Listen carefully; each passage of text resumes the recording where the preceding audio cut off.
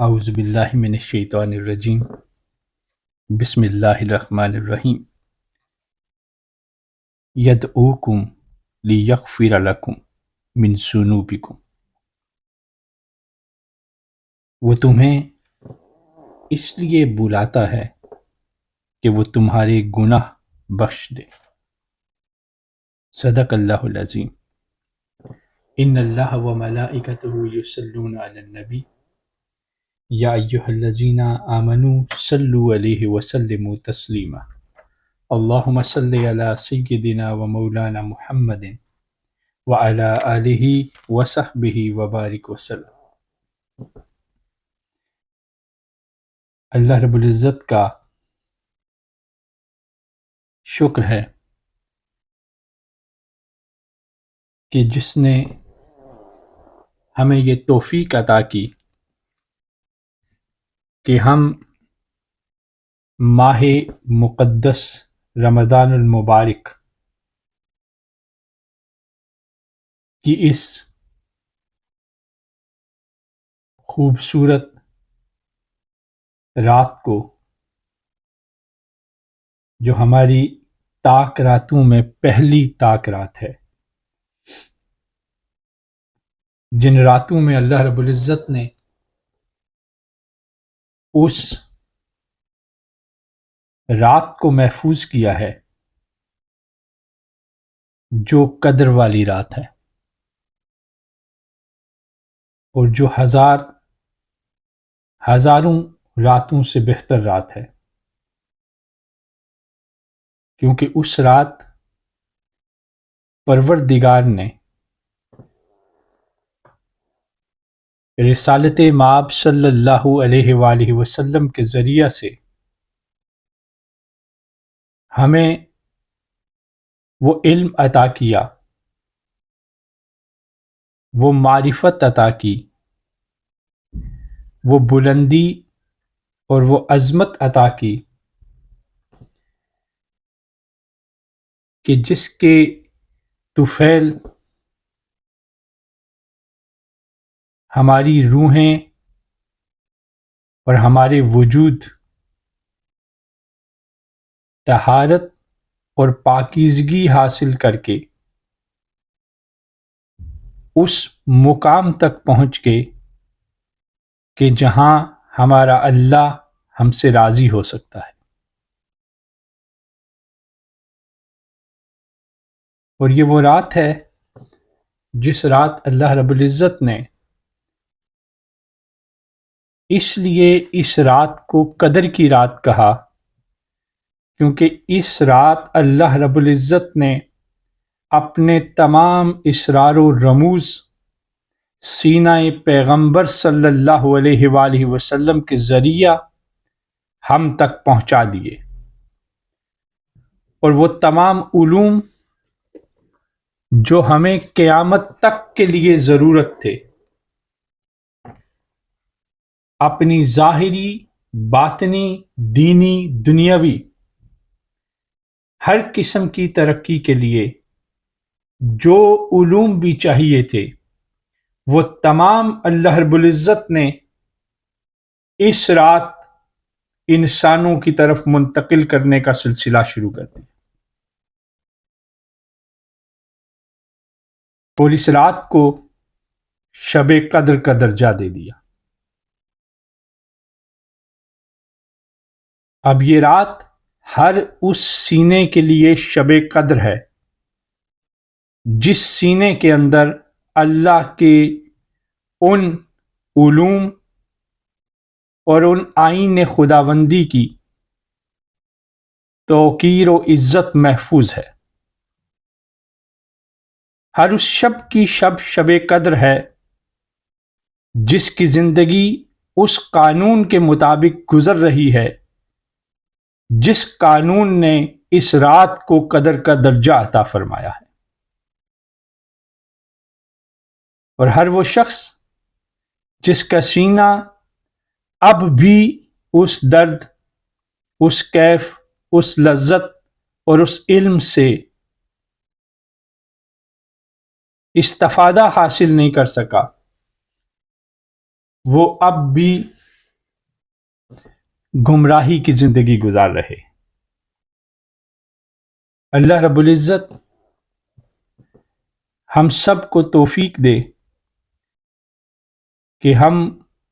اللہ رب العزت کے انعام یافتہ لوگوں میں سے ہو جائیں۔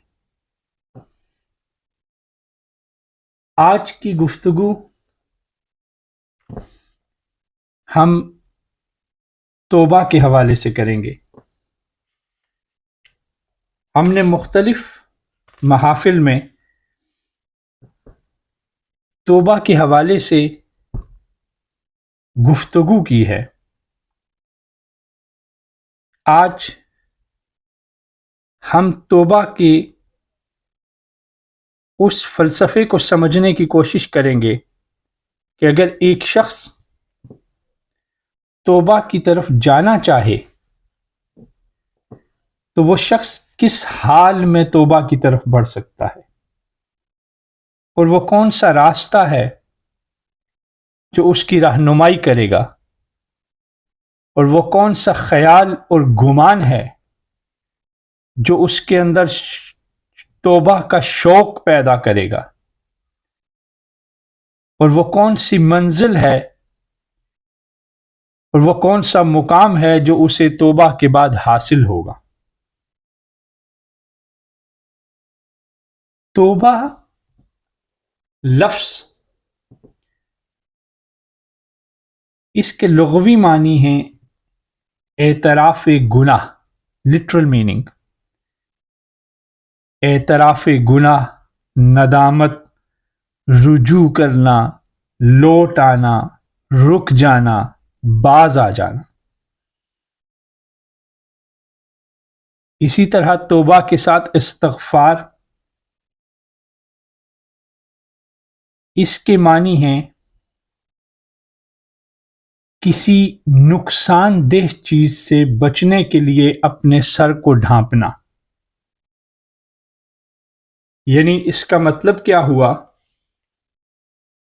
کہ توبہ کے معنی رجوع کرنے کے ہیں۔ جب کوئی شخص کسی بات کی طرف رجوع کرتا ہے تو کہتے ہیں کہ یہ تائب ہو گیا۔ لہذا توبہ کے معنی یہ ہوئے کہ شریعت الہیہ میں جو کچھ مذموم ہے، جس کی مذمت کی گئی ہے، جس سے روکا گیا ہے، اس سے انسان رک جائے اور لوٹ آئے، اور جو قابل تعریف کام ہیں جن کا اللہ نے حکم دیا ہے، جس میں اللہ کی رضا ہے، جو اللہ انسان سے چاہتا ہے، اس طرف انسان لوٹ آئے۔ سیدنا شیخ عبد القادر جیلانی رحمۃ اللہ تعالی علیہ فرماتے ہیں کہ ایسی چیز جو شرعاً مذموم ہو، قابل مذمت ہو، اس سے لوٹ کر ایسی چیز کی طرف جو شریعت میں محمود ہو توبہ کہتے ہیں۔ یعنی وہ تمام اعمال جو اللہ کے نزدیک غضب یافتہ لوگوں کے اعمال ہیں، ایسے لوگوں کے اعمال ہیں جن کے دل روح سیاہ ہو چکے ہیں، یا ایسے لوگوں کے اعمال ہیں جو اللہ تعالی کی طرف سے اس کی عنایات، اس کے فضل، اس کی عبادت سے منہ موڑ کر گمراہی اور گندگی کی طرف مڑ چکے ہیں۔ وہ ان اعمال سے انسان کا واپس پلٹ کر بارگاہ ربوبیت میں حاضر ہونا اور اللہ سے معافی طلب کرنا، اور پھر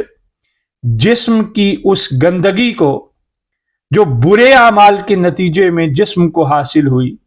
جو برے اعمال کے نتیجے میں دل کو حاصل ہوئی، اچھے اعمال کے ذریعے اس کی کلیننگ کرنا، اس کی صفائی کرنا، اس کو ریفربش کرنا، کہ وہ دل جو گناہوں کی وجہ سے سیاہ ہو چکا، وہ جسم جو گناہوں کی وجہ سے ناپاک ہو چکا، واپس اللہ کی بارگاہ میں آنا اور اس سے طہارت ظاہری اور باطنی حاصل کرنا، اس کو کہتے ہیں توبہ۔ اور اس توبہ کی طرف اللہ رب العزت خود انسان کو بلاتا ہے۔ سورہ نساء میں آیت نمبر 110 میں اللہ رب العزت فرماتے ہیں، اور جو کوئی برا کام کرے یا اپنی جان پر ظلم کرے پھر اللہ سے بخشش طلب کرے، وہ اللہ کو بڑا بخشنے والا نہایت مہربان پائے گا۔ کہ گویا تم اپنے رب سے مغفرت طلب کرو اور اس سے معافی کے خواستگار ہو، اور ندامت اور پشیمانی سے اس کی بارگاہ میں حاضر ہو، تو وہ اللہ آپ کو بخشنے کے لیے موجود ہے، کیونکہ وہ سب سے بڑا بخشنے والا اور سب سے مہربان ہے۔ انسان جب توبہ کی طرف بڑھتا ہے اور اللہ سے معافی کا طلبگار ہوتا ہے، بارگاہ رب العزت میں رجوع کرتا ہے، تو دراصل وہ اپنے وجود اور روح سے گناہوں کا وہ زنگ آلود لباس اتار رہا ہوتا ہے جس نے انسان کی بصیرت کو دھندلا کیا ہوا ہوتا ہے، اور انسان کو اس کے اصل مقام سے دور کیا ہوا ہوتا ہے۔ توبہ کے ذریعے انسان اپنے اس اصل مقام کی طرف لوٹتا ہے جہاں اس کو وجود کی پاکیزگی اور روح اور قلب کی تسکین اور اطمینان حاصل ہوتا ہے۔ یوں سمجھیے کہ توبہ کے ایک طرف گمراہی، بے چینی، اضطراب، شور، گندگی، غلاظت، پریشانی، غم اور جہنم موجود ہیں، اور توبہ کے دوسری طرف سکون، اطمینان، عبادت، معرفت، محبت، تقوی، حسن خلق، جنت اور خدا کی قربت اور مصطفیٰ صلی اللہ علیہ وآلہ وسلم کی قربت اور محبت موجود ہے۔ تو یہ ایک قدم جب انسان اخلاص کے ساتھ اٹھاتا ہے اور پورے شوق کے ساتھ، پورے اخلاص اور دل کے ساتھ جب انسان پروردگار کے حضور حاضر ہو کر توبہ کے لیے اپنے دامن کو پھیلاتا ہے، تو پھر وہ اس ظلمت سے اس نور کی طرف بڑھ جاتا ہے، اس اندھیرے سے اس روشنی کی طرف بڑھ جاتا ہے، اس گمراہی سے اس ہدایت کی طرف بڑھ جاتا ہے، خدا سے دوری کے عذاب سے نکل کر خدا کی قربت کی لذت کی طرف منتقل ہو جاتا ہے، آنکھوں کے اندھے پن سے نکل کر روح کی بصیرت تک منتقل ہو جاتا ہے، زبان کی مغلظات سے نکل کر حسن کلام تک منتقل ہو جاتا ہے، سماعت کی گمراہی سے نکل کر اللہ رب العزت کے قرآن اور رسول اللہ صلی اللہ علیہ وآلہ وسلم کی مدح سرائی سے کانوں کو تراوت دینے والا بن جاتا ہے۔ یہ دو مختلف بستیاں ہیں، دو مختلف وادیاں ہیں، دو مختلف ملک ہیں۔ یوں سمجھیے اب انسان کو اپنی ذات کے متعلق سب سے زیادہ آگاہی ہوتی ہے۔ ایک لمحے کو آپ اپنے دل میں جھانکیں تو جو اعمال ہم نے ابھی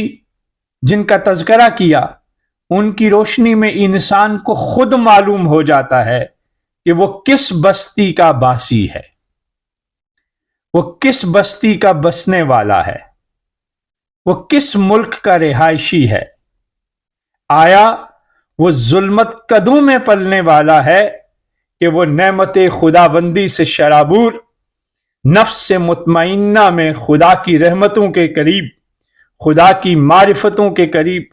اور خدا کی فضل و انعام یافتہ لوگوں کے قریب اللہ کی رحمتوں کے مزے لوٹ رہا ہے، کیونکہ سرکار دو عالم صلی اللہ علیہ وآلہ وسلم کے آنے کے بعد انسانی عظمت اپنی اوج پہ پہنچ چکی ہے، انسانی رفت اپنی بلندی پہ پہنچ چکی ہے، انسان کے لیے خدا کے قریب ترین جانے والی تمام راہیں کھول دی گئی ہیں۔ اب اللہ اور بندے کے درمیان حجاب صرف بندے کا اپنا نفس ہے، بندے کا اپنا گناہ ہے، بندے کی اپنی گمراہی ہے، وگرنہ رسالت مآب صلی اللہ علیہ وآلہ وسلم وہ اپنے امتیوں کے اور اپنے رب کے درمیان کے تمام حجابات کو ختم کر کے گئے، اور وہ تمام راستوں کی نشاندہی کر گئے، تمام بستیوں کی خبر اور پتہ دے کے گئے کہ اے میرے امتیوں، اس راستے کی طرف رہنا تاکہ تم خدا کے انعام یافتہ لوگوں میں سے رہو۔ دن میں 5 دفعہ اس بارگاہ میں حاضر ہونا اور دست طلب دراز کرنا اور اس رب سے مانگنا، اہدنا الصراط المستقیم صراط الذین انعمت علیہم، اے بار الہ مجھے اس بستی کا مقیم کر دے جہاں تیری محبتیں اترتی ہیں، مجھے اس بستی کا مقیم کر دے جہاں اطمینان اترتا ہے، مجھے اس بستی کا مقیم کر دے جہاں تیری عبادت کی لذتیں موجود ہیں، مجھے اس بستی کا مقیم کر دے جہاں تیری قربت کی حلاوتیں موجود ہیں، غیر المغضوب علیہم، مولا مجھے اس بستی میں مت بھیجیں جہاں تیرا غضب اترتا ہے، جہاں ظلمت ہے، جہاں گناہ ہیں، جہاں گمراہی ہے، جہاں اندھیرا ہے، جہاں نفسوں پہ ظلم کیا جاتا ہے،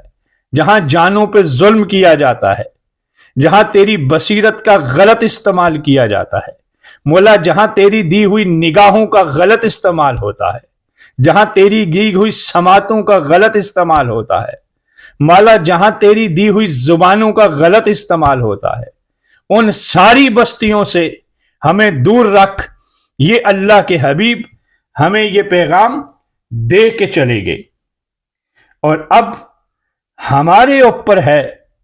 کہ ہم نے اس پیغام کی روشنی میں کس جگہ کا انتخاب کرنا ہے۔ اگر ہم اس دوسری جگہ کا انتخاب کریں گے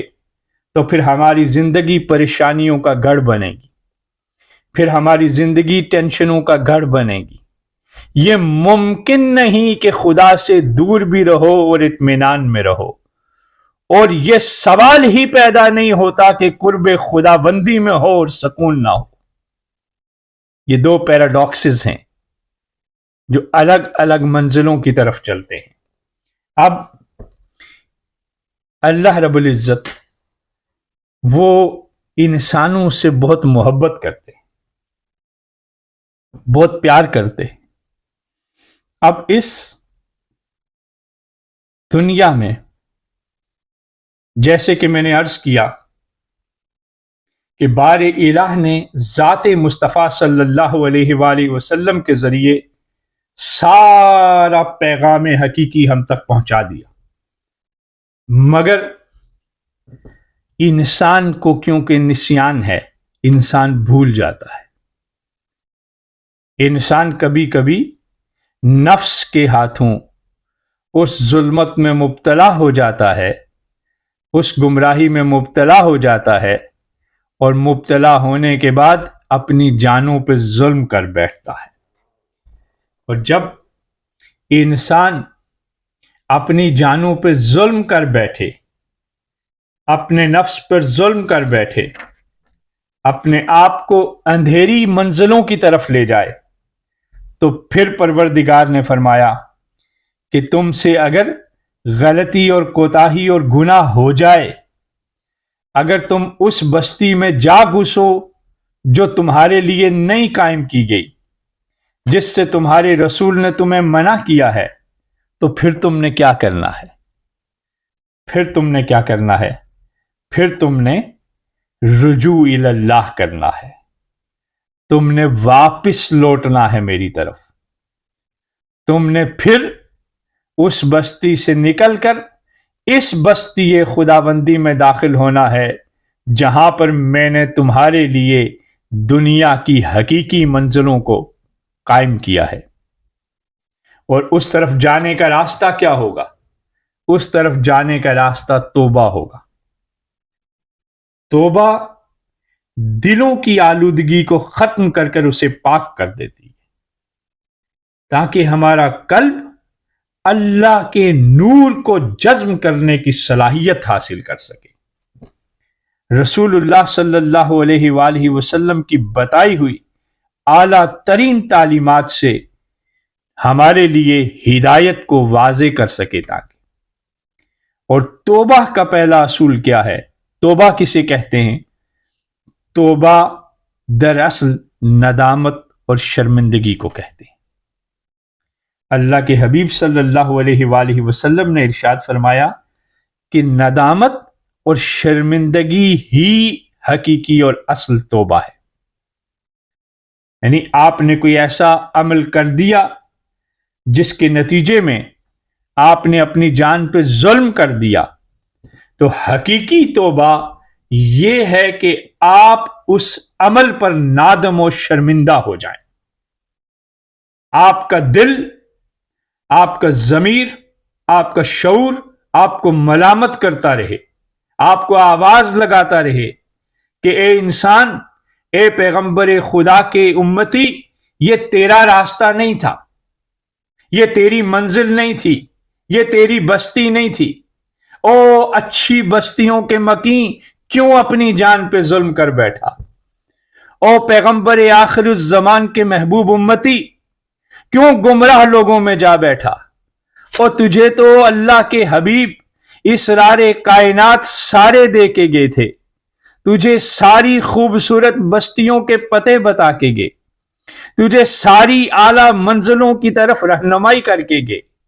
اے انسان، تو کیوں پھر اس طرف چلا گیا جہاں تیرے رسول نہ تھے، جہاں تیری کتاب نہیں تھی، جہاں تیرا خدا نہیں تھا؟ یہ آواز انسان کے اندر سے آتی ہے۔ جب یہ آواز انسان کے دل سے نمودار ہو کے اس کی آنکھوں میں اشک بن جاتی ہے، اسے توبہ کہتے ہیں، اسے ندامت کہتے ہیں، اسے شرمندگی کہتے ہیں۔ یوں سمجھیے کہ ندامت حقیقت میں ایسی باطنی روشنی ہے، ایسی انٹرنل لائٹ ہے جو انا اور نفس پرستی کے بت کو کچل کر بندہ مومن کو انوار الہیہ کے سائے میں لا کھڑا کرتی ہے۔ بندہ اللہ کے سامنے جھک جاتا ہے، اس کی انا، اس کی رضا، اس کی منشا سب اللہ کے سامنے قربان ہو جاتی، اور اللہ کی رضا اور اس کی خوشنودی اس شخص کی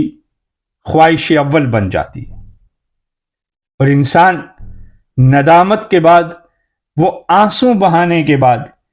ایسا مطمئن ہو کر اللہ پاک کی بارگاہ میں جاتا ہے اور اس سے ایسا خوبصورت حسن ظن قائم کر لیتا ہے جس کے نتیجے میں انسان کا وجود بھی نور کا مرکز بن جاتا ہے اور اس کا دل بھی مرقع نور اور انوار الہیات تجلیات الہی کا مرکز بن جاتا ہے۔ ہم بارگاہ رسالت مآب صلی اللہ علیہ وآلہ وسلم میں حاضر ہوتے ہیں اور ان سے پوچھتے ہیں کہ پار الہ یا رسول اللہ صلی اللہ علیہ وآلہ وسلم، ہم نے اپنی جانوں پہ ظلم کر لیا اور کرتے چلے گئے، ہم کہیں نفس کی غلامی کی وجہ سے، کہیں جہالت باطنی کی وجہ سے، کہیں جہالت علمی کی وجہ سے ہم نے اپنی جانوں پہ ظلم کیا، تو یا رسول اللہ صلی اللہ علیہ وآلہ وسلم اب ہمیں کوئی راستہ دکھائیے، ہماری رہنمائی کریے، ہم آپ کی بارگاہ میں حاضر ہیں۔ تو حضور صلی اللہ علیہ وآلہ وسلم کی حدیث مبارکہ آپ کو سناتا ہوں۔ حدیث قدسی حضرت انس رضی اللہ تعالیٰ عنہ سے روایت، آپ فرماتے ہیں کہ حضور صلی اللہ علیہ وآلہ وسلم نے ارشاد فرمایا، اے انسان، بے شک تو جب تک مجھ سے دعا کرتا رہے گا اور امید لگائے رکھے گا میں تجھ کو بخشوں گا۔ دو چیزیں اس حدیث سے کیا معلوم ہوتا ہے؟ دو چیزیں اللہ سے کبھی نہیں توڑنی۔ ایک، اللہ سے تعلق دعا قائم رکھیں، اور دوسرا، اللہ سے اچھا گمان رکھیں، اچھی امید رکھیں۔ پھر اللہ رب العزت کیا فرماتے ہیں کہ تیرے گناہ جو بھی ہوں، اور میں کچھ پرواہ نہیں کرتا، نہیں کہ تیرے گناہ جتنے بھی ہوں میرے فضل سے بڑے نہیں ہیں، تیرے گناہ جتنے بھی ہوں میرے کرم سے بڑے نہیں ہیں، تیری غلطیاں اور کوتاہیاں جتنی بھی بڑھ جائیں میری رحمت کی چادر اس سے کئی وسیع اور کئی بلند ہے۔ فرمایا، اے انسان، اگر تیرے گناہ آسمان کے بادلوں تک پہنچ جائیں اور تم مجھ سے مغفرت طلب کرے میں تجھے بخش دوں گا، اور میں کچھ پرواہ نہیں کرتا۔ کیوں؟ کیونکہ میں خالق و مالک کائنات ہوں، میں جو چاہے فیصلہ کروں، کسی کی جرت جو میرے آگے بول سکے؟ تو آسمان کی بلندیوں تک گناہ لے کر آ، بادلوں کو چھوئیں تیرے گناہ، پھر تو مجھ سے معافی طلب کرے تو میں تجھے معاف کروں گا۔ فرمایا، اے انسان، اگر تو اتنے گناہ لے کر میرے پاس آئے جس سے ساری زمین بھر جائے، پھر مجھ سے اس حال میں ملاقات کرے کہ میرے ساتھ کسی کو شریک نہ ٹھہرایا ہو، تو میں اتنی ہی بڑی مغفرت کروں گا، اتنی ہی بڑی مغفرت سے تجھ کو نوازوں گا جس سے زمین بھر جائے گی۔ یہ ہے اللہ، یہ اعلان اس حدیث قدسی میں، یہ اعلان عام ہے۔ جیسے سنتے ہیں نا، اعلان عام کیا جاتا ہے، اس خالق کائنات نے، شہنشاہ حقیقی، مالک حقیقی، پروردگار، روحوں اور جانوں کا مالک، جنت اور دوزخ کا مالک، خیر اور شر کا مالک، زمین و آسمان و ہفت افلاک کا مالک، وہ پروردگار، وہ اعلان عام کر رہا ہے کہ اے میرے بندو، اگر تم سے کوئی لغزشیں اور خطائیں ہوئی ہیں، نادانی اور حماقت اور نفس کی وجہ سے چھوٹے بڑے گناہ کر بیٹھے ہو، گمراہی کر بیٹھے ہو، تو عجز و انکساری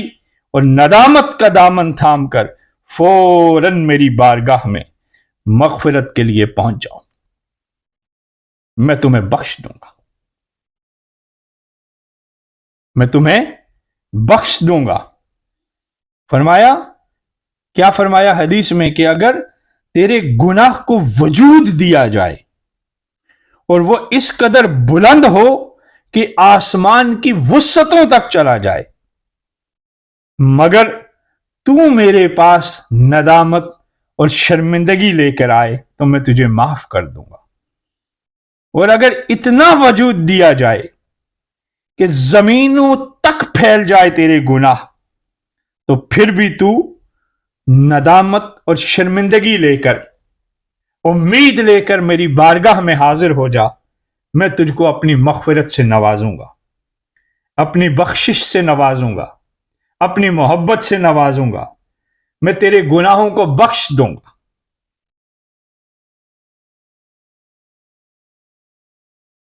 سورہ ہود میں اللہ رب العزت فرماتے ہیں کہ تم اپنے رب سے مغفرت طلب کرو، پھر اس کی طرف متوجہ رہو، وہ تم کو وقت مقرر تک خوش عیش زندگی بخشے گا اور زیادہ عمل کرنے والوں کو زیادہ ثواب دے گا۔ یعنی کیا ہے کہ تم پلٹو رب کی طرف، رجوع کرو رب کی طرف، لوٹو رب کی طرف، بڑھو رب کی طرف، اپنے نفس کی بالیدگیوں سے نکلو ذرا، اپنے ذہن کی کثافتوں سے نکلو ذرا۔ یہ جو تم نے اپنی خواہشات کی دنیا قائم کر رکھی ہے، یہ جو تم نے اپنی لذتوں کی کائنات قائم کر رکھی ہے، یہ جو تم نے اپنی خیالات کی کائنات قائم کر رکھی ہے، یہ جس کے اندر تم نے اپنے آپ کو مطمئن کر کے، اپنی ذات کو مطمئن کر کے جو کائنات قائم کر رکھی ہے، اس سے باہر نکلو کہ تمہیں شعور ہی نہیں کہ تم اپنی روحوں پہ ظلم کر رہے ہو، تم اپنی جانوں پہ ظلم کر رہے ہو، تم اپنے قلوب کو مسخ کر رہے ہو، تم اپنی بصیرتوں کو زنگ آلود کر رہے ہو۔ اپنی خواہشات کو ذرا خواہشات پروردگار کے تابع کرو، اپنی رضا کو رضائے مولا کے طالب کرو، اور پھر دیکھو کہ پروردگار کیسے دنیا اور آخرت کی تمام نعمتیں تمہارے قدموں میں نچھاور کرتا۔ یہ ہے توبہ، اور پروردگار چاہتا ہے کہ ہم انسان توبہ کرے۔ اللہ رب العزت کو پسند ہے کہ اس کے بندے اس کی بارگاہ میں توبہ اور استغفار کے لیے بڑھتے رہیں۔ حضرت ابو ہریرہ رضی اللہ تعالیٰ عنہ سے ایک خوبصورت حدیث مبارک یاد آ گئی۔ فرماتے ہیں کہ حضرت ابو ہریرہ رضی اللہ تعالیٰ عنہ فرماتے ہیں کہ حضور صلی اللہ علیہ وآلہ وسلم نے ارشاد فرمایا، قسم اس ذات کی جس کے قبضہ قدرت میں میری جان ہے، اگر تم گناہ نہ کرو تو اللہ تم کو اس دنیا سے منتقل کر دے گا اور دوسری قوم کو پیدا کرے گا جو گناہ کریں گے اور پھر اللہ تعالیٰ سے مغفرت طلب کریں گے۔ اس حدیث کا یہ مطلب نہیں کہ باہر نکل کے گناہ کرو، اس حدیث کا مطلب یہ ہے کہ خدا کتنا معاف کرنے والا ہے، خدا کتنی محبت کرنے والا ہے، خدا کتنا رحیم، کریم، شفیق، مہربان ہے۔ بڑھیں اس کی بارگاہ کی طرف، جائیں اس کی طرف، لوٹیں اس کی طرف۔ استغفار، جیسے میں نے آپ کو بتایا، استغفار کسے کہتے ہیں کہ کسی نقصان دہ چیز سے بچنے کے لیے اپنے سر کو ڈھانپنا، یعنی استغفار اللہ کی رحمت سے ہمارے گناہوں کو چھپا دیتی اور ڈھانپ لیتی،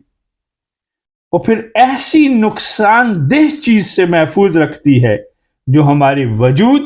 اور ہماری روح کو ڈیمیج کرتے ہیں، نقصان پہنچاتے ہیں۔ استغفار توبہ ڈھال ہے،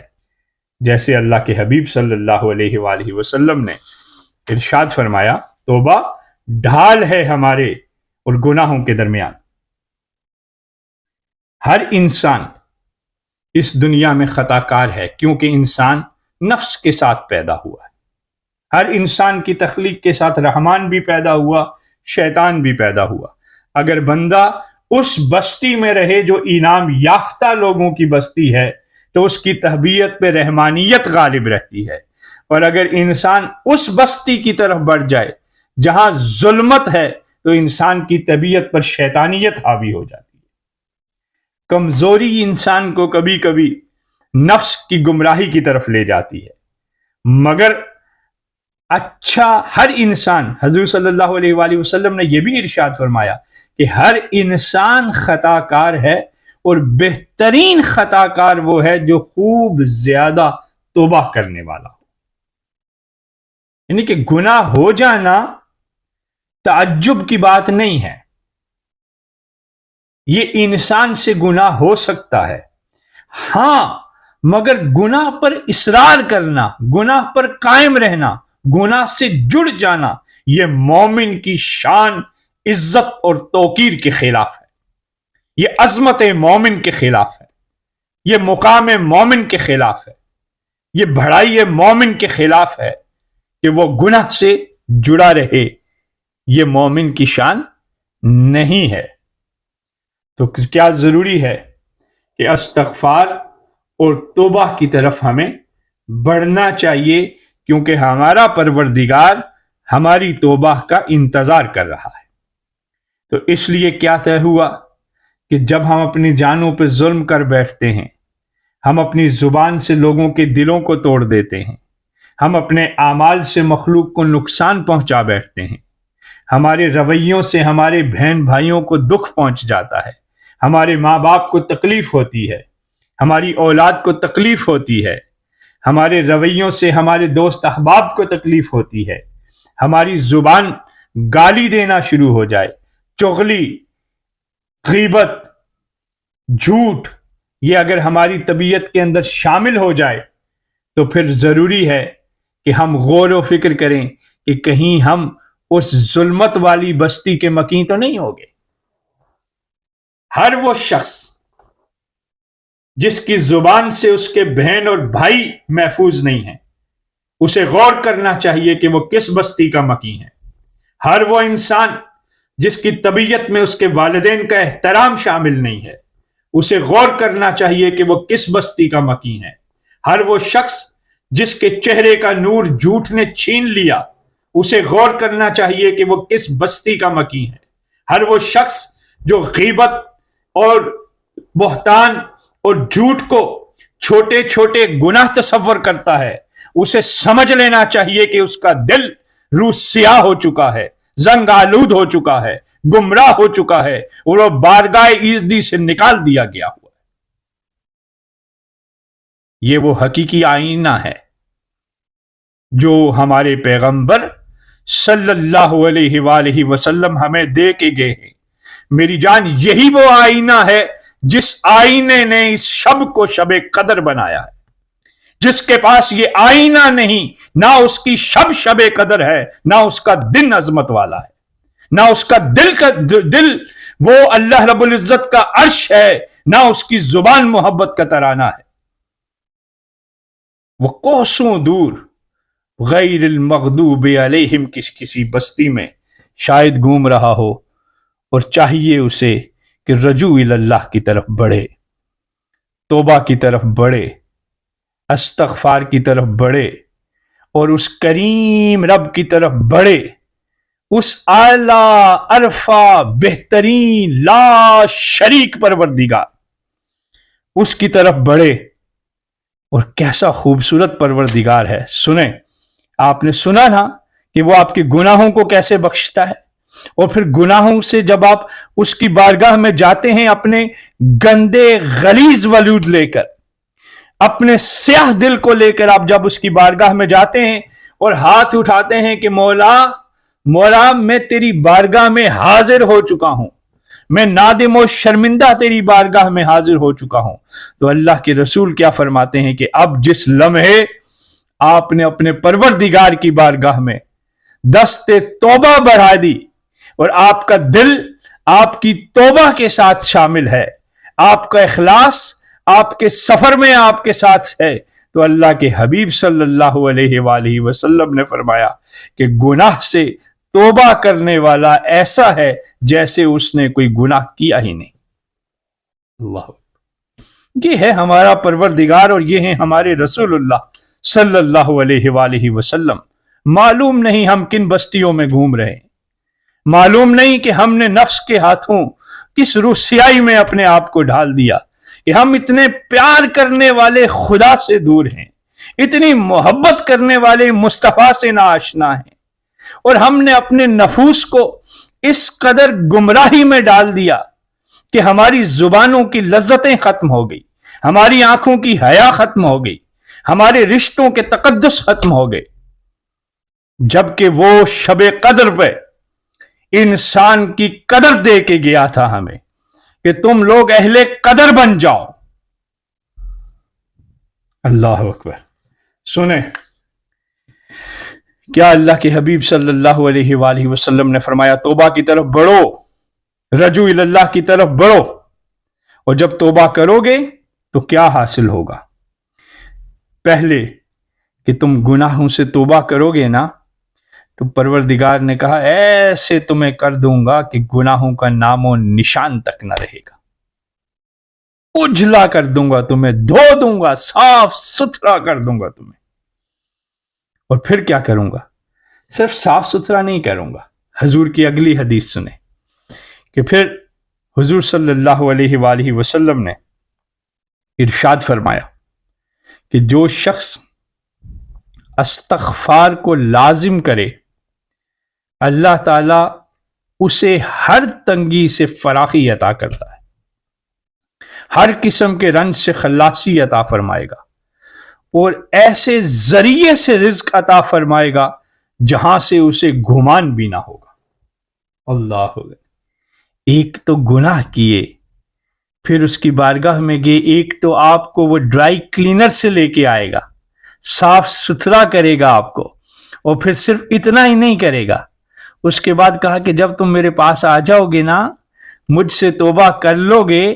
میرے ساتھ رجوع کا تعلق قائم کر لو گے، تو میں تمہاری ساری تنگیوں کو فراخیوں میں بدل دوں گا۔ کیوں؟ کیونکہ تم اب ان پست بستیوں سے اس اعلیٰ پروردگار کی طرف آ گئے ہو، نفس کی قیدوں سے نکل کر تم اب پروردگار کی بلند کائنات میں آ چکے ہو، اب اس مالک حقیقی کے پاس تم پہنچ چکے ہو جو کل کائنات کا مالک ہے، جس کے قبضۂ قدرت میں ساری کائنات ہے، جو سب شے کا تنہا یکتا مالک حقیقی ہے، ہر تنگی کو فراخی عطا فرمائے گا، ہر رنج کو، رنج کہتے ہی کس کو ہیں؟ رنج کہتے ہی رب سے دوری کو ہیں۔ یہ یاد رکھیں فلسفہ، رنج کہتے ہی رب سے دوری کو ہیں، ہر وہ دل رنجیدہ ہوگا جو رب سے دور ہوگا، ہر وہ دل رنجیدہ ہوگا جو عبادت سے دور ہوگا، ہر وہ دل رنجیدہ ہوگا جس انسان کی زبانوں سے مخلوق الہیہ کو تکلیف پہنچے گی۔ نہیں ممکن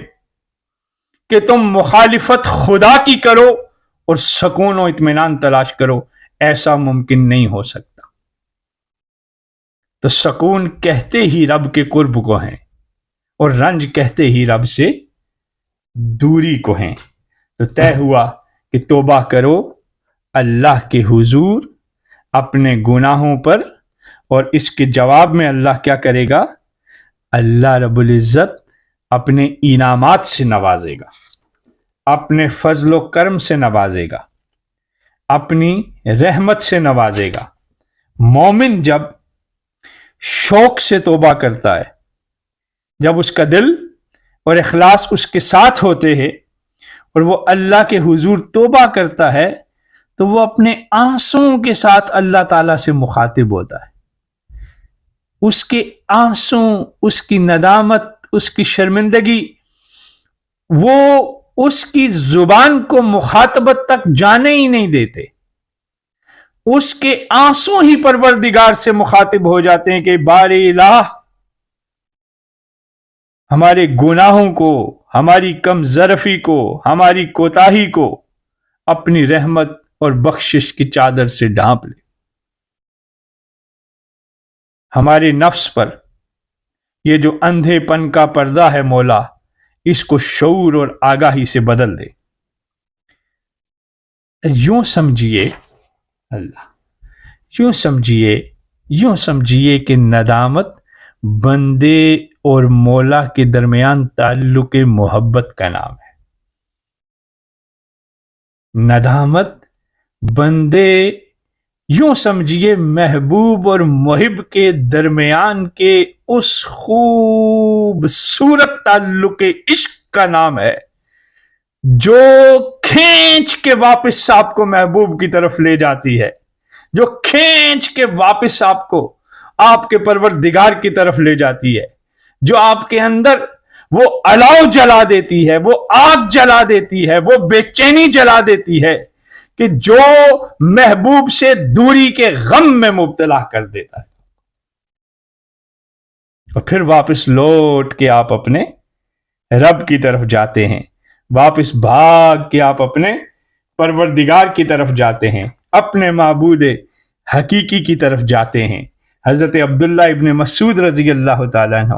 حدیث مبارکہ آپ فرماتے ہیں کہ جس مومن بندہ کی آنکھ سے اللہ کے خوف کی وجہ سے آنسو نکلے، اگرچہ مکھی کے سر کے برابر ہی ہو، پھر وہ اس کے چہرے تک پہنچ جائے تو اللہ تعالیٰ اس کو دوزخ پر حرام کر دے گا۔ اللہ رب العزت نے ہمیں معاف کرنے کے لیے رحمت خدا بہانہ میں جویت، وہ انتظار میں بیٹھا ہوا ہے کہ آپ بڑھیں اس سے معافی کی طرف، وہ انتظار میں بیٹھا ہوا ہے کہ آپ بڑھیں اس کی طرف، رجوع کریں اس کی طرف، جائیں اس کی طرف۔ وہ اپنی قربت کے سارے دروازے کھول کے بیٹھا ہوا ہے، اپنی مغفرت کی تمام کھڑکیاں کھول کے، تمام روشن دان کھول کے، چراغاں لگا کے آپ کی طرف بیٹھا ہوا ہے کہ آؤ، جس کو جو چاہیے مانگو مجھ سے، رزق چاہیے رزق مانگو، بخشش چاہیے بخشش مانگو، مال چاہیے مال مانگو، اولاد چاہیے اولاد مانگو، عزت چاہیے عزت مانگو، جو شے تمہیں چاہیے مانگو، کہ میں کائنات کی ہر شے کا مالک ہوں، میرے خزانے کے اندر ہر شے وافر موجود ہے، تم مانگتے چلے جاؤ، تمہارا مانگنے سے تم تھک جاؤ گے، میں دینے سے تھکوں گا نہیں۔ اور وہ جو میں نے آیت کریمہ سورہ ابراہیم کی آیت نمبر 10 شروع میں تلاوت کی کہ وہ تمہیں اس لیے بلاتا ہے کہ وہ تمہارے گناہ بخش دے، وہ بلا رہا ہے آپ کو، آؤ آؤ مشرقی لوگوں آؤ، مغربی لوگوں آؤ، شمال کے لوگوں آؤ، جنوب کے لوگوں آؤ، عربی عجمی، جس خطے قبیلے کہاں کے لوگ بھی ہو تم، مجھے کوئی غرض نہیں ہے، میں نہ تمہاری شناخت دیکھتا ہوں، نہ تمہاری ذات دیکھتا ہوں، نہ تمہاری زبان دیکھتا ہوں، نہ تمہاری قوم دیکھتا ہوں، نہ تمہارا قبیلہ دیکھتا ہوں، میں تمہارے دل کے اندر موجود اس تڑپ کو دیکھتا ہوں، تمہاری آنکھوں سے نکلے ہوئے اس آنسوں کو دیکھتا ہوں، تمہاری طبیعت کی اس خشیت کو دیکھتا ہوں، تمہاری روح کی اس رقت کو دیکھتا ہوں، تمہاری اس محبت کو دیکھتا ہوں، اس چاشنی کو دیکھتا ہوں جس کے ذریعے تم مجھ تک بھاگ رہے ہو، مجھ تک آنے کی متلاشی ہو، میں اسے دیکھتا ہوں۔ تم جو کوئی بھی ہو، بڑھو میری طرف، آؤ میری طرف، میں بیٹھا ہوں تمہارے گناہ بخشنے کے لیے، تمہیں دینے کے لیے، تم پہ خزانے لٹانے کے لیے بیٹھا ہوا۔ مت جاؤ دنیا کے ناخداؤں کی طرف، عزت چاہیے مجھ سے مانگو میں دوں گا،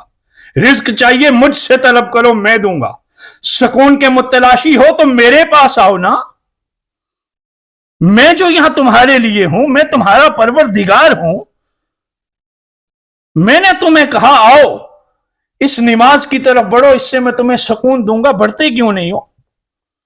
میں نے تمہیں کہا کہ گھروں کے اندر محبتیں پیدا کرو، سکون ملے گا، کیوں نہیں کرتے؟ میں نے تمہیں کہا زبانوں میں محبتیں پیدا کرو،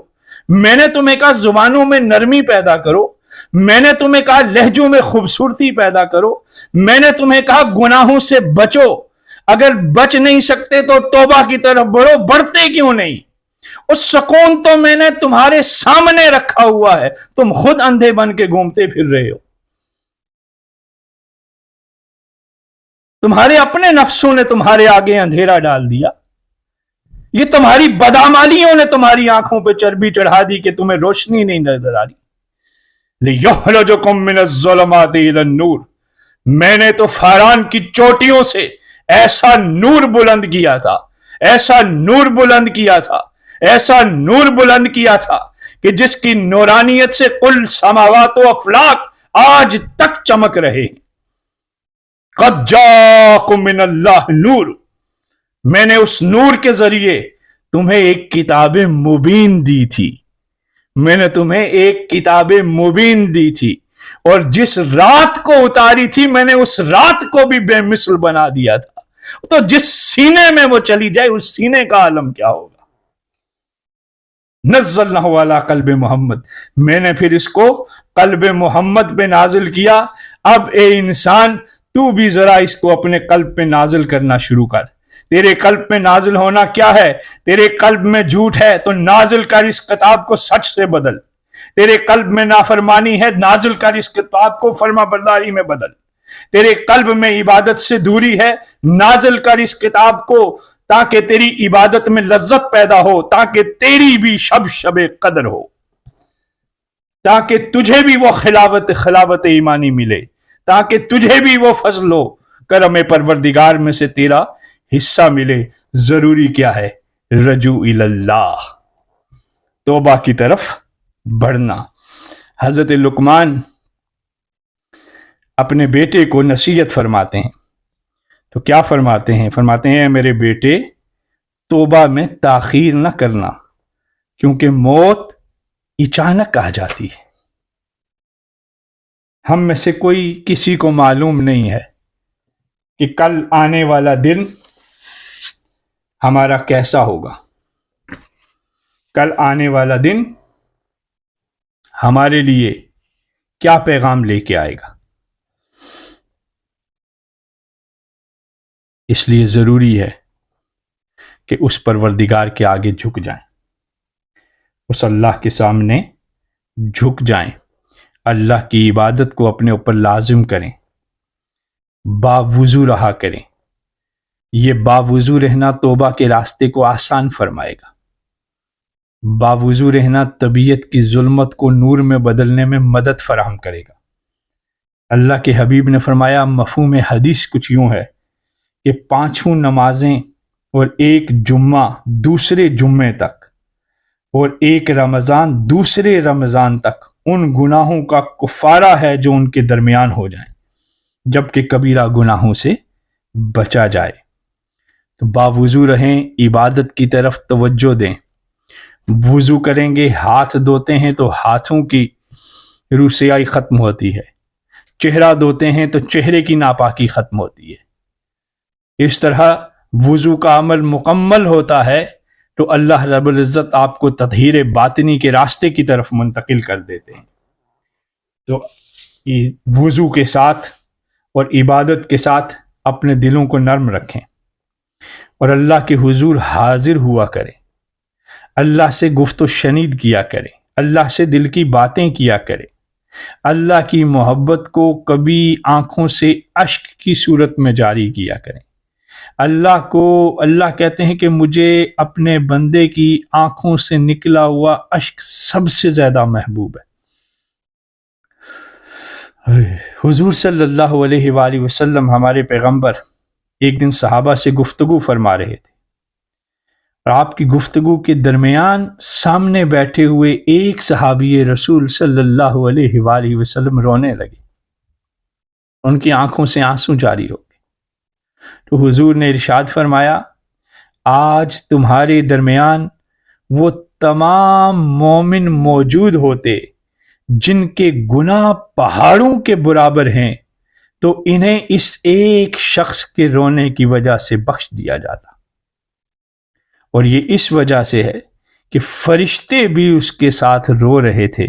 اور دعا کر رہے تھے، اے اللہ نہ رونے والوں کے حق میں رونے والوں کی شفاعت قبول فرما۔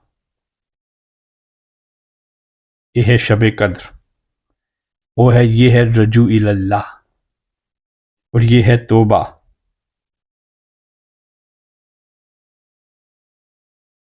حضرت یحییٰ علیہ السلام اللہ تعالیٰ کے پیغمبر، کس کے بیٹے تھے؟ حضرت زکریا علیہ السلام کے۔ ان کی چھوٹی سی بات سنا کے پھر آپ سے ہم اجازت طلب کرتے ہیں کیونکہ وقت ہوگا۔ حضرت یحییٰ علیہ السلام ابھی چند برس کے تھے، چھوٹے تھے، تو اللہ تعالیٰ کی بارگاہ میں اتنی گریہ و زاری اور طلب مغفرت کرتے تھے کہ ان کے والد گرامی حضرت زکریا علیہ السلام وہ جب بھی مجلس کرتے تھے اپنے ان کے صحابہ جو تھے ان سے جب وہ گفتگو فرماتے تھے تو اگر اس مجلس میں عذاب اور حساب کتاب کی باتیں، آخرت کی باتیں ہوتی تو حضرت یحییٰ علیہ السلام کی آنکھوں میں آنسوں کی برسات جاری ہو جاتی، اور پھر کئی دن آپ کھانا پینا چھوڑ جاتے، اسی کیفیت میں مغرق ہو جاتے۔ چنانچہ حضرت زکریا علیہ السلام نے ان کی کثرت آہ و بکا، رونے، گریہ و زاری کے پیش نظر ان کے سامنے اللہ تعالیٰ کے خوف، خشیت اور آخرت کی باتیں کرنا ترک کر دی، چھوڑ دی۔ اور مجلس میں جب بھی آپ گفتگو فرماتے آپ دیکھتے کہ حضرت یحییٰ علیہ السلام اس میں موجود ہیں، تو پھر آپ اس مجلس میں اللہ تعالیٰ کے خوف اور خشیت کا بیان کرنے کے بجائے آپ اللہ تعالیٰ کی رحمتوں کا، اس کی جنتوں کا اور اس کی خوبصورتیوں کا تذکرہ فرماتے۔ ایک دن حضرت یحییٰ علیہ السلام حضرت زکریا علیہ السلام گفتگو فرما رہے تھے۔ حضرت یحییٰ علیہ السلام آ کے ایک ستون کی اوٹ میں بیٹھ گئے، ایک پلر کے پیچھے بیٹھ گئے اور سننے لگے اپنے بابا کی خطاب کو۔ حضرت زکریا علیہ السلام اس دن خشیت اور خوف الہی کے بارے میں بیان کر رہے تھے۔ آپ نے جیسے ہی اللہ کے خوف اور خشیت کا تذکرہ کیا تو حضرت یحییٰ علیہ السلام کی چیخ نکل گئی، زاروں قطار روتے ہوئے زمین پر بے ہوش ہو کر زمین پر گر پڑے۔ حضرت زکریا علیہ السلام نے اٹھا کر اپنے گھر لے کے آئے واپس۔ حضرت یحییٰ علیہ السلام نے اس کیفیت حشیت میں کھانا پینا چھوڑ گئے اور روتے روتے روتے اس گھر سے باہر نکل گئے اور پہاڑوں کی طرف بھاگ گئے۔ 3 دن اور 3 راتیں گزر گئی، خبر نہیں تھی، اور کیا یہ پہاڑوں میں کہیں اللہ کے حضور گریہ وزاری کرتے رہے۔ تو حضرت زکریا علیہ السلام اور آپ کی زوجہ وہ آپ کی تلاش میں ان پہاڑوں کی طرف آئے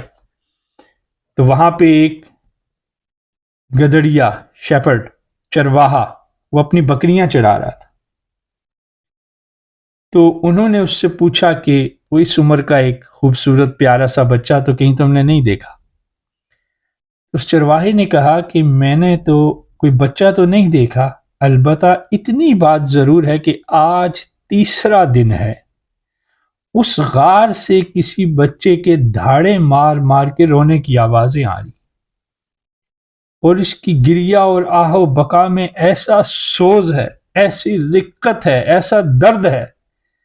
کہ 3 دن سے میری بکریوں نے بھی کھانا پینا چھوڑ رکھا ہے، اور وہ مسلسل اس غار کے دہانے پہ کھڑی ہیں اور ان کی آنکھوں میں بھی آنسو جاری ہیں۔ حضرت زکریا علیہ السلام نے سنا تو فرمانے لگے یہ تو میرا لخت جگر یحییٰ ہوگا۔ غار کے اندر پہنچے تو قدموں کی آہٹ سے حضرت یحییٰ علیہ السلام کے کانوں میں پڑی۔ آپ آنکھیں بند کیے ہوئے اللہ کے حضور سربہ سجود تھے، تو آپ نے خیال کیا کہ ممکن ہے کہ اسرائیل علیہ السلام ملک الموت میری روح قبض کرنے کے لیے آ گئے۔ تو سجدے سے سر اٹھایا، بولے اے ملک الموت تھوڑی مہلت دے تاکہ میں گھر جا کے اپنے والدین سے معافی مانگ لوں۔ آپ کے والد فرمانے لگے میرے بیٹے ہم تیرے والدین تجھے لینے آئے ہیں۔ حضرت یحییٰ علیہ السلام رو رو کے نڈھال ہو چکے تھے۔ ان کی والدہ ماجدہ نے فرمایا کہ یحییٰ اتنے نہ رویا کر، تو معصوم ہے، تجھے رونے کی کیا ضرورت ہے؟ آپ نے عرض کیا امی جان کیا آپ اس بات کی ضمانت دیتی ہیں کہ قیامت کے دن میرا رب مجھ سے پوچھ گچھ نہیں کرے گا؟ والدہ نے جواب دیا کہ بیٹے یہ ضمانت تو میں نہیں دے سکتی۔ عرض کیا امی جان پھر آپ رونے سے منع نہ کریں۔ تو پھر والدین آپ کو گھر لے آئے، کھانا وغیرہ کھایا، نہلائے، تو حضرت یحییٰ علیہ السلام کو نیند آ گئی۔ ابھی یحییٰ علیہ السلام کو نیند آئی اور آنکھ لگی ہی تھی کہ آواز آئی یحییٰ اب ہمیں بھول گیا، آخرت بھی یاد نہ رہی، اب آرام کی نیند سو گیا۔ یہ سن کر آنکھ کھل گئی، بستر سے اترے اور پھر اللہ کی ہجر میں پھر باہر بیابانوں کی طرف نکل گئے۔ اللہ اکبر۔ تو ہم بھی اس پروردگار کے حضور ان تاک راتوں میں وہ بھی ہم سے آواز دے کے پوچھ رہا ہے اے انسانوں، اے رسول اللہ صلی اللہ علیہ وآلہ وسلم کے امتیوں، الستو بربکم کا وعدہ یاد ہے؟ تم نے مجھے رب مانا تھا، تمہیں یاد ہے؟ تم کہتے تھے کہ میں تمہارا مالک حقیقی ہوں، تمہیں یاد ہے کیا جب تم گناہوں کی طرف بڑھتے ہو تمہیں میں یاد ہوتا ہوں؟ کیا جب تمہاری زبانوں سے انسانوں کو تکلیف ہوتی ہے تمہیں میں یاد ہوتا ہوں؟ کیا جب عبادت سے منہ موڑ کر تم کارہائے دنیا میں مغرق ہو جاتے ہو تو میں تمہارا رب ہوتا ہوں؟ کیا جب تمہاری زبانوں کی شدت سے تمہارے ماں باپ کی آنکھوں میں آنسو آتے ہیں تو میں تمہارا رب ہوتا ہوں؟ کیا جب تمہاری محبت اور شفقت سے تمہاری اولادیں محروم ہو جاتی ہیں تو تب بھی تم مجھے خدا تصور کرتے ہو؟